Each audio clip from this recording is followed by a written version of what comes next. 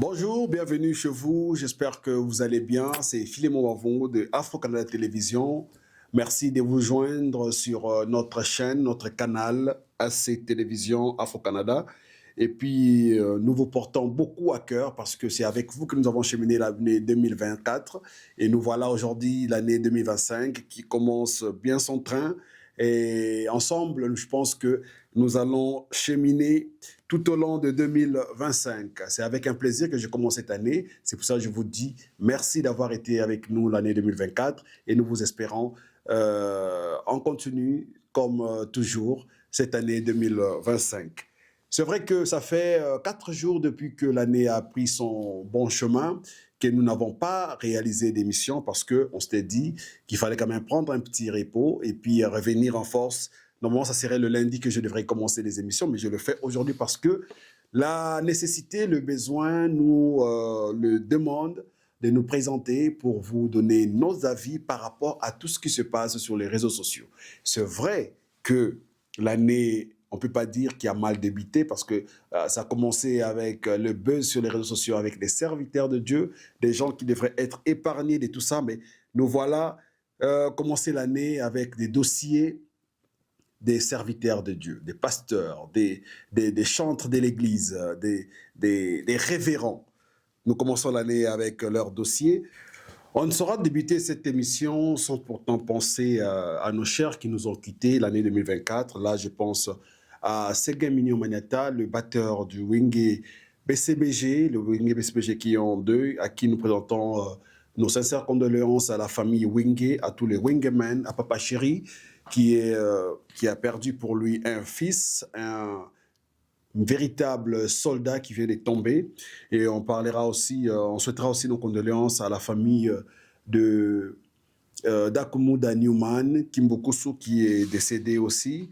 Et sans pourtant oublier l'artiste comédien Yandi Wan, qui nous a aussi laissé. Donc, paix à leurs âmes. Nous pensons vraiment que la terre de nos ancêtres leur soit léger. Alors, nous allons revenir avec les sujets qui font le buzz sur les réseaux sociaux, les fameux serviteurs de Dieu. On commencera par la femme Tamar. La femme Tamar, une servante qui a bien commencé sa carrière, hein, qui a vraiment été acceptée dans la communauté, que les gens ont vraiment applaudi avec sa chanson phare qui a fait succès, Nzambenatiela Motema, la femme Tamar. La femme Tamar a bien commencé sa carrière. Selon les dires Yabatou, c'est depuis que Fali Ipupa, que je salue, a fait un live dans lequel il a dédicacé la femme Tamar. D'abord, il a écouté sa musique, puis il a dédicacé la femme Tamar. C'est là où tout a commencé. Donc, la femme Tamar a commencé par là, à Beliliboma, comme le disent les Congolais, à Beliliboma, a commis leader dans les réseaux sociaux. Mais on va dire une chose. Est-ce que les serviteurs de Dieu doivent être présents ou doivent répondre à tout sur les réseaux sociaux? Est-ce que les réseaux sociaux restent le lieu où les serviteurs de Dieu doivent venir se justifier? Est-ce que les réseaux sociaux aujourd'hui restent un modèle de communication? Parce que tout se passe sur les réseaux sociaux maintenant. Il n'y a plus de retenue, c'est des coups sur coups sur les réseaux sociaux. Hier, on a vu des pasteurs se lancer des pics. Aujourd'hui, les serviteurs de Dieu répondent aux internautes sur les réseaux sociaux. Est-ce que c'est le cadre idéal aujourd'hui? Est-ce qu'on peut se dire fier aujourd'hui d'avoir ces gens de pasteurs qui viennent régler leurs comptes sur les chairs, sur les réseaux sociaux, pour répondre à quelconque malentendu? La femme Tamar aujourd'hui qui se dit qu'elle est terriblement éminente parce qu'elle a un beau corps. Est-ce que c'est vraiment le lieu ou le mot qu'il faut utiliser? Alors, on se dit, on a cherché le monde, on l'a trouvé dans l'Église. On a cherché l'Église, on l'a trouvé dans le monde. Aujourd'hui, est-ce que l'Église reste un miroir, reste un modèle pour les chrétiens aujourd'hui? Est-ce que les chrétiens sont fiers aujourd'hui de dire que avec les gens qui nous représentent, les gens qui sont là, on est fiers de dire qu'on est chrétien par notre manière de parler, par notre manière d'agir? On ne savait pas, qu'il y avait des prophéties. Une qui a été mentionnée du prophète Sikatenda, qui a prophétisé sur la femme Tamar, qui dira que je te vois dans une fumée et les gens ne te voient plus. Est-ce que c'est une prophétie qu'on peut tenir compte aujourd'hui? Parce que les vidéos viennent de sortir. Quand la femme Tamar dit qu'elle n'a confiance à personne autour d'elle, en tant que servante de Dieu ou serviteur de Dieu, on peut s'entourer des gens à qui on n'a pas confiance. Et ça fait le buzz, ça fait les tours des réseaux sociaux. Aujourd'hui, toute la ville en parle. La femme Tamar, qu'est-ce qu'elle devient aujourd'hui? Est-ce qu'elle a encore la même réputation qu'elle avait hier? Est-ce qu'elle a encore la confiance de la communauté? Est-ce que les gens de la communauté peuvent encore faire confiance à la femme Tamar? Quand elle dit que n'est parce que scandale. Et elle s'exhibit sur les réseaux sociaux avec un pantalon qui sert son corps, avec un t-shirt qui sert son corps, pour dessiner réellement son corps et montrer au peuple de Dieu. Est-ce qu'on fait une chose et son contraire? Si on peut oser parler aujourd'hui du pasteur Mike Kalambaye. Le pasteur Mike Kalambaye, moi je le connais chez le frère Thomas Lokofé, comme chantre dans son groupe, au sein du groupe Le Narcisse des Sarans. Bon, aujourd'hui, il a évolué, c'est vrai, il a évolué, on doit se le dire. Il a évolué, il est grand aujourd'hui. Moi, je l'apprécie beaucoup. Il chante bien. Mais depuis la sortie de l'affaire Péniel, est-ce qu'aujourd'hui les chrétiens gardent le même respect, la même image du pasteur Mike Kalambaye aujourd'hui? On doit se le dire. Les choses ont beaucoup révolu. Les choses ont beaucoup changé avec le dossier Mike Kalambaye. Il y a même certains qui se demandent qui est le père spirituel du pasteur Mike Kalambaye. Bon, j'espère qu'il aura une réponse à ça. On l'aura peut-être un jour ou bien on l'entendra un jour. Passons de l'histoire de Péniel, traversons l'histoire des Awadi. Vous n'avez plus cette image qu'on vous a attribuée. Le dossier Mike Kalambaye avec Christian Kimboukusu, autrement appelé Dakumuda, c'est un dossier qui a fait jaser, qui a fait couler beaucoup d'encre et salive. Dakumuda, de son vivant, parlait déjà de cette histoire, de toutes ces choses qui se racontent aujourd'hui. Dakumuda parlait de cela de son vivant. Et on n'a jamais vu une réponse sortir de la bouche de Mike Kalambaye à cette époque-là, quand Dakumuda parlait de ça. Aujourd'hui, Dakumuda n'est plus, c'est vrai, on comprend que Mike Kalambaye a le droit de répondre comme il le fait, mais est-ce que le lieu est approprié pour ça?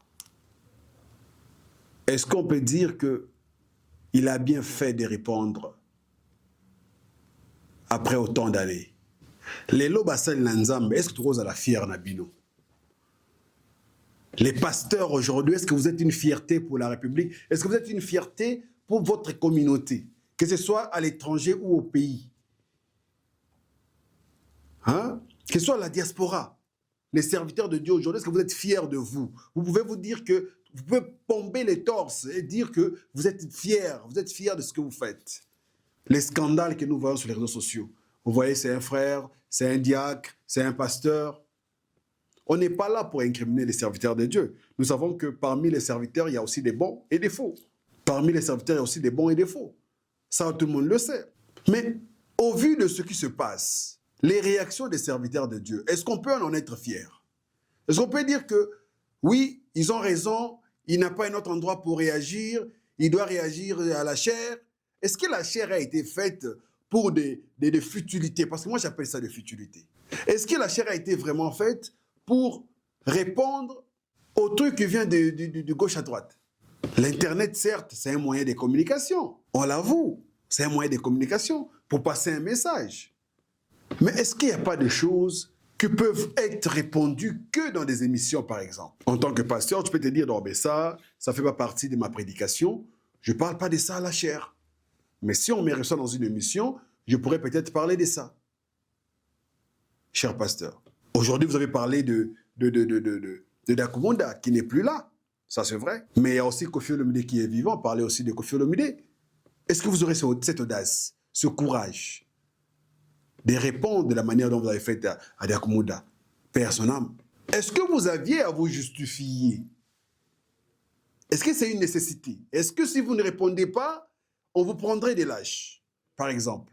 Est-ce que le fait de répondre avec cette nervosité fait de vous un audacieux?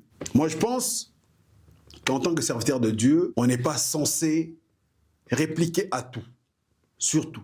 Hein? Attendons des moments opportuns où vous pouvez même rencontrer un journaliste, lui glisser, lui dire que, écoute, je voudrais que tu me déposes aussi quelque chose sur ce sujet. J'aurais peut-être quelque chose, des éclaircissements à donner sur ça, par exemple. On aime bien les serviteurs de Dieu, on aime bien les pasteurs qui nous prêchent la parole de Dieu. Mais est-ce que on est censé voir les pasteurs se tirer à balles réelles?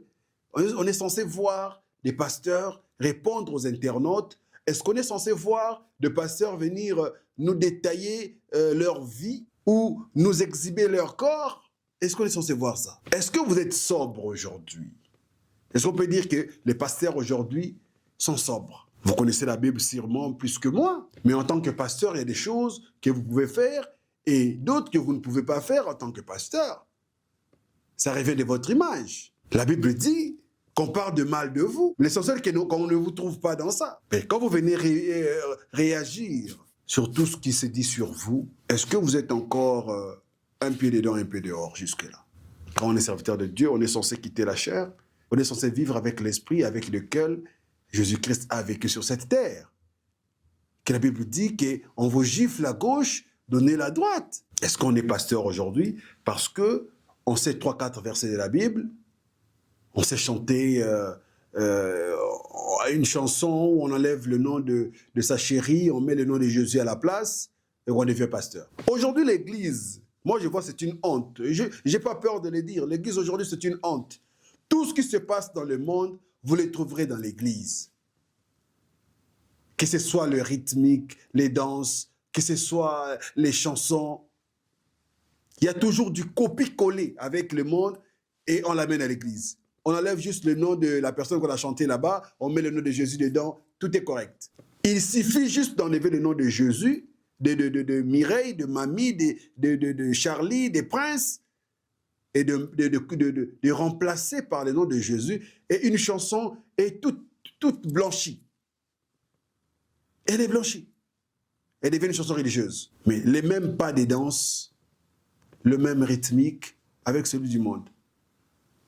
C'est pour cela, moi, je dis parfois que quand je dois écouter la musique chrétienne aujourd'hui, je me réfère à la musique des années 90 peut-être. Je peux encore trouver 90, 2000 ans, en fait 99. Là, vous trouverez quand même des chansons qui reflètent la parole de Dieu. Vous trouverez des chansons, même des clips qui reflètent la présence de Dieu. Mais depuis qu'on a commencé 2000 ans, tout a changé. Tout le monde veut se mettre à la hauteur, tout le monde veut prendre une place, tout le monde, les gens, tout a changé dans l'église. Un frère qui commence aujourd'hui, qui est diacre, qui veut devenir pasteur demain, un frère qui était chanteur et qui crée son église, qui devient aussi pasteur. C'est comme si Dieu avait une carence des gens qui devraient prêcher sa parole. À lui seul, il est diacre, il est pasteur, il est chanteur. On ne sait pas où va le monde. L'image de l'Église aujourd'hui est salie. L'image de l'Église aujourd'hui doit être lavée. Et seul le sang de Jésus-Christ qui peut la laver. Seul le sang de Jésus-Christ. Que ce soit pasteur, que ce soit musicien, que ce soit... Tout le monde est dedans.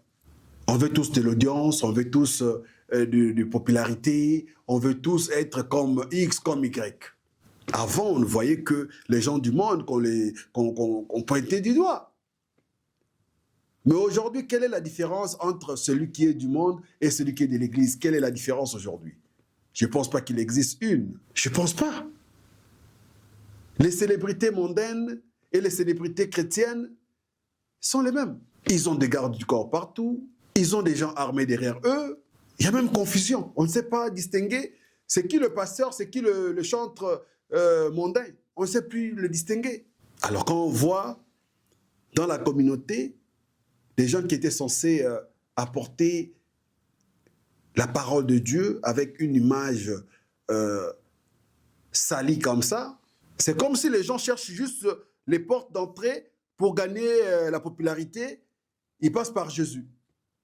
Et puis quand ils gagnent en popularité, ils oublient.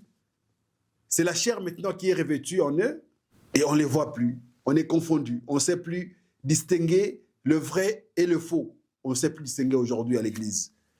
Et les prophéties qui n'aboutissent pas, et les pasteurs qui viennent se chamailler sur les chairs, les pasteurs qui répliquent à balles réelles entre eux, les musiques mondaines qui rentrent dans l'Église sous forme de musique chrétienne, on ne sait plus à qui faire confiance. Aujourd'hui, les gens ont même du mal à choisir quelle Église suivre, quelle doctrine suivre aujourd'hui. Les gens ont du mal. En tout cas, moi, jusque-là, je n'ai jamais entendu un imam être, comme on le dit en autre terme, moutakalisé. Un imam se chamailler avec un autre imam. Un imam, mais ils sont musulmans. Donc là, j'appelle à l'Église, trouver une place en 2025, l'Église. Déjà, vous rassembler, c'est impossible. Vous asseoir sur une table, ce n'est pas possible. Il y a un pasteur qui se sent plus haut que l'autre. Il y a l'autre pasteur qui ne s'entend pas avec un pasteur. Sur une table, ça ne tient pas. Parce qu'on a vu, il y a eu des assises sur ça et ça n'a pas marché. Il y a des pasteurs qui se sont fait empoisonner parce qu'il y a un autre pasteur qui n'aime pas sa personne. C'est difficile. Alors, on s'est dit, si entre pasteurs, on a cette possibilité de s'empoisonner, si entre pasteurs, on a ce courage de se lancer des pics sur la chair qui est censée être un lieu saint, alors, qu'est-ce qu'on doit encore attendre de ces gens-là? Qu'est-ce qu'on doit attendre de vous, pasteurs? Qu'est-ce qu'on doit attendre? Vous êtes devenus des demi-dieux dans vos églises, entourés de vos fidèles, qui vous vénèrent tous les jours, qui vous disent des choses que vous voulez entendre. Et vous aussi, vous leur dites des choses qu'eux, ils veulent entendre. Hein? Comment voulez-vous que les gens changent? J'ai entendu dernièrement un pasteur réclamer, malgré tout ce que nous sommes en train de faire, vous ne voulez pas changer. Et qu'est-ce que vous voulez? Mais parce que vous leur dites des choses qu'eux, ils veulent entendre, et ils vous font des choses que vous, vous aimez. Il n'y a pas la parole de Dieu dedans. Il n'y a rien de Dieu dedans. La plupart des pasteurs aujourd'hui prennent la parole de Dieu pour business. C'est leur business, c'est leur gagne-pain. Ils ont gagné en popularité, ils ont convaincu des gens, et c'est resté comme ça. Dieu n'est pas avec eux, Dieu n'a jamais été avec eux, mais puisqu'ils ont la popularité. Et leurs fidèles les jettent des fleurs tout le matin, prennent soin d'eux, c'est resté comme ça. C'est notre pasteur, on ne touche pas à Dadi. On n'est pas ici en train de toucher aux serviteurs de Dieu. Non. Mais on est en train de parler des réalités que nous voyons. Des choses qui se manifestent autour de vous, serviteurs de Dieu, soi-disant. Autour de vous. On était censé commencer l'année 2025 en bonté. On était censé commencer l'année 2025 avec de bonnes choses. Et voilà, c'est des serviteurs de Dieu qui créent des scandales sur les réseaux sociaux. On va revenir. Il y a une vidéo qui a circulé ce matin où le pasteur Carlos, le fils du révérend Baruti Kasongo, paix à son âme, qui disait que l'année touche à sa fin et les diacres doivent, leur mandat fini. Leur mandat se termine et les diacres doivent renouveler leur mandat. Bon, je ne sais pas si c'est moi qui ai mal compris. En tout cas, comme je l'ai dit, que je ne m'y connais pas aussi dans ce qui est ecclésiastique, machin. Je voudrais d'abord savoir le mandat d'un diacre est de combien de temps et c'est renouvelable combien de fois et d'où tire-t-il ce mandat? Est-ce qu'il a été voté pour être diacre? Il y a eu des élections où? Moi, je veux savoir ça. Je veux tout savoir parce que quand on dit que le mandat d'un diacre arrive à sa fin, alors moi, je traite un diacre comme un député qui est dans une législative qui va toucher à sa fin. Donc moi, je le vois comme ça. Est-ce que c'est biblique, le mandat d'un diacre? Dites-moi en commentaire de combien de temps est le mandat d'un diacre. Je veux bien le savoir. L'Église en soi, qui est le corps du Christ, n'est pas mauvaise, l'Église. Elle n'est pas mauvaise. Mais ce que je trouve, moi, c'est les gens qui dirigent l'Église aujourd'hui qui sont le problème. Les gens qui dirigent. Donc, on a un problème d'hommes sur toute l'échelle. On a un problème d'hommes partout. C'est pas l'institution Église. C'est pas le corps du Christ qui est un problème. Mais ce sont les gens qui constituent ce corps qui deviennent un problème aujourd'hui. Et qui sont même la cause, qui seront même la cause de déviation de beaucoup de gens. C'est grave ce qui se passe à l'Église aujourd'hui. J'ai toujours dit ça et je ne cesserai de le répéter. La chair est sacrée, la chair est sainte. La chair, c'est l'endroit où se passe le rendez-vous de Dieu et de ses enfants. C'est l'endroit par lequel Dieu déverse ce message, sa bénédiction sur une chair. Comment l'avez-vous traduit aujourd'hui à un endroit des règlements des comptes, d'expression facile de vos problèmes? Comment? Est-ce qu'aujourd'hui on peut dire que l'église des Barreaux du Tabernacle se porte bien? Après le départ, par la volonté de Dieu bien sûr, de son serviteur, le révérend Barouti, est-ce que l'effectif de l'église Barreaux du Tabernacle a-t-il accru ou abaissé? C'est vrai, c'était la volonté de Barouti lui-même, de son vivant, révérend, qui dira que si je ne suis pas là, c'est mon fils Carlos qui est là. C'est vrai que c'est comme dans toutes les familles, il y a des problèmes. Mais est-ce que l'endroit est choisi, l'endroit, pour venir dire ça? Serviteurs de Dieu, chantres de l'Éternel, tous ces gens-là, s'il vous plaît, commençons bien l'année. Parce que si ça commence comme ça, juste au début de l'année, comme ça, à 5 jours, 4 jours de l'année, je me demande qu'est-ce qui arrivera avant qu'on en finisse avec l'année 2025. Soyez modèles. L'apôtre Paul dit, soyez mes imitateurs comme moi j'ai imité le Christ. Et vous, de qui êtes-vous imitateur aujourd'hui? De qui êtes-vous imitateur? Vous imitez qui? Est-ce que vous imitez les musiciens qui sont dans le monde? Vous imitez les célébrités qui sont dans le monde? De qui êtes-vous imitateur aujourd'hui?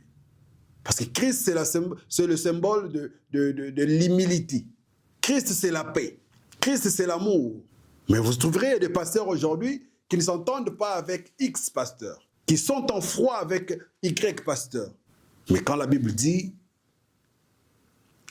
quand vous avez un problème avec ton frère, même avant de faire la prière, il faut d'abord retourner, régler avec ton frère.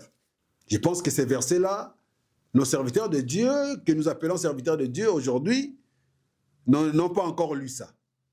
Je pense. Alors, c'était pour moi un début pour vous dire que je suis de retour et l'année 2025 sera encore plus chaude que l'année 2024. Parce que nous serons derrière vous, nous vous accompagnerons de même manière que vous nous accompagnez. On ne viendra que dire la vérité. Si c'est pour la vérité, on est prêt à être crucifié comme Christ. Si c'est pour la vérité. Tant qu'on n'insulte pas X serviteur, on n'insulte pas Y pasteur, on n'insulte pas Z chantre. Pour nous, la mission dont nous avons été envoyés doit être accomplie. C'est de parler. Il suffit d'une petite élévation pour comprendre qui nous sommes, en fait.